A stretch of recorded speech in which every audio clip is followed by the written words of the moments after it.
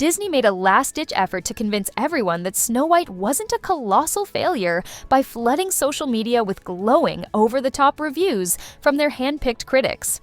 According to these so-called experts, Snow White wasn't just a good movie, it was a cultural triumph, a groundbreaking masterpiece that silenced all the so-called haters.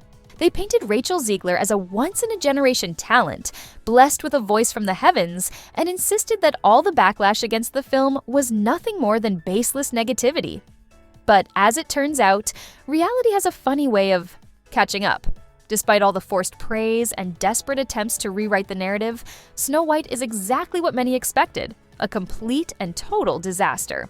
A messy, uninspired blend of recycled plotlines, flat characters, and a heavy-handed dose of modern messaging, all drenched in a golden hour filter that makes everything feel artificial and lifeless. And here's the real question. If Snow White is truly as fun, charming, and heartfelt as these critics claim, why didn't any of that come across in the trailers? If Rachel Zegler is such a sensational performer, why did she come across as stiff and uninspiring in every preview? Sure, you can't judge an entire movie based on its trailer, but if we were supposed to witness an exploding supernova of talent, shouldn't there have been at least some spark? If a 2-minute trailer feels awkward, unsettling, and downright cringeworthy, that usually means one of two things. Either the people behind it had no idea what they were doing, or, more likely, there just wasn't even 2 minutes of truly great material in the entire film. And based on the reviews rolling in, that seems to be exactly the case here. No one is surprised that Rachel Zegler can sing. She's got a powerful voice. But the real question is whether her style suits a classic, whimsical fairy tale like Snow White. From what we've seen so far, the magic and charm seem to be missing entirely. I'll be diving into a full review myself, just as soon as I can. Summon the courage, or enough drinks, to sit through what looks like a complete train wreck of one of my favorite animated films of all time. But in the meantime, a quick glance at theater attendance tells us everything we need to know. There are plenty of empty seats for this so-called reimagining. Now, let's have a little fun and see what some of the key critics are saying about this disaster. Snow Woke is currently sitting between 45% and 47% on Rotten Tomatoes, which is already pretty bad. But what's even more amusing is what Rotten Tomatoes considers a positive review. It looks scrumptious, offers tasteful depictions of the Seven Dwarfs, and features an outstanding turn by Rachel Zegler in the title role, yet it remains a bit of a slog, at least for adults who know the Brothers Grimm tale by heart. So even the positive reviews admit the film is a bore. If this is the kind of praise Snow White is relying on, things aren't looking good. And that's considered a positive review? That's what Rotten Tomatoes is using to prop up Snow White? Harvey Wanma Fernandez puts it bluntly. The creative team behind Snow White focuses much more on correcting the outdated elements of the first film rather than celebrating the magic that still endures. Translation: the movie is more about pushing an agenda than actually being entertaining. And somehow, that counts as a recommendation.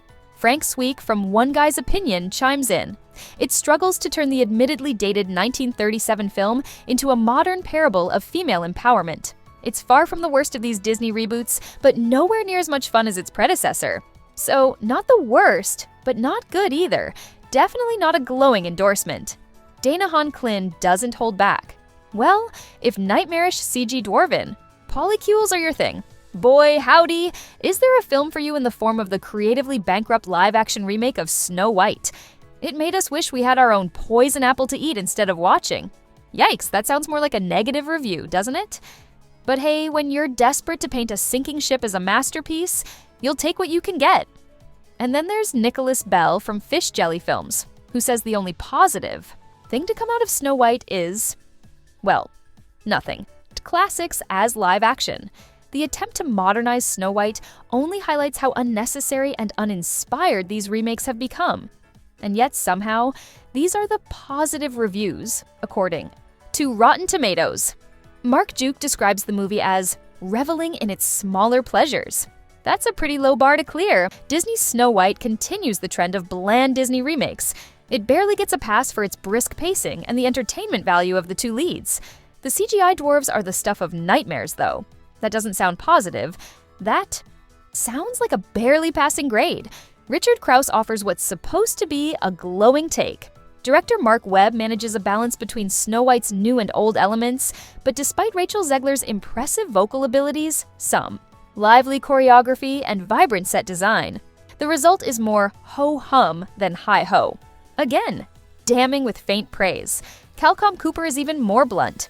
Where the 1937 film reinvented what animation could achieve, this remake's haphazard blending of live action, mechanical storytelling, and revolting CGI generates weary discomfort over genuine enchantment. Yikes. That sounds more like a warning than a recommendation. It's more bland than brave. This corporate-sanctioned, committee-made children's film does not come close to achieving the classic status afforded its animated predecessor. So, even the people trying to find good things to say can't avoid pointing out how uninspired and hollow this remake feels. David Poland sums it up perfectly. I don't hate the movie. I was deeply frustrated with the movie. Nowhere more than with the screenplay did it feel like 3 or 4 movies having what people saw as its best parts slammed together. And what's the message here? That kids won't care. That as long as little kids watch it, Disney can get away with serving up bland, forgettable, factory-produced entertainment. Tara Brady of the Irish Times gets to the heart of it. The most distracting flaws are rooted in the problematic recreation of animated classics as live action, and that's exactly why so many people are frustrated. With Disney, these remakes strip away what made the originals special, replacing them with bland, soulless, CGI-heavy cash grabs. If Snow White truly flops, maybe, just maybe, Disney will finally learn its lesson. But considering their track record, don't hold your breath. The film's permanent golden hour lighting makes it visually exhausting. And the choice to blend cartoonish CGI dwarves with real human actors is jarring at best and outright distracting. T-Worst, one of the most telling so-called positive reviews, comes from Nicholas Barber, who says, "The story is cluttered, the tone is muddled, and the pacing is off." Again, that doesn't make the film a disaster. In some ways, the identity crisis is what makes it worth seeing. Translation, it's a mess, but hey, people love a train wreck. That's not exactly a glowing endorsement. Johnny Olinsky of the New York Post puts it even more bluntly. The timeless classic, a groundbreaking achievement for animation, has been turned into another pointless and awkward live-action automaton that vanishes from your mind the second it's over. Despite the intermittent sequences that work, and ignoring the many that don't, this film continually questions its own identity, struggling to answer why it needs to exist.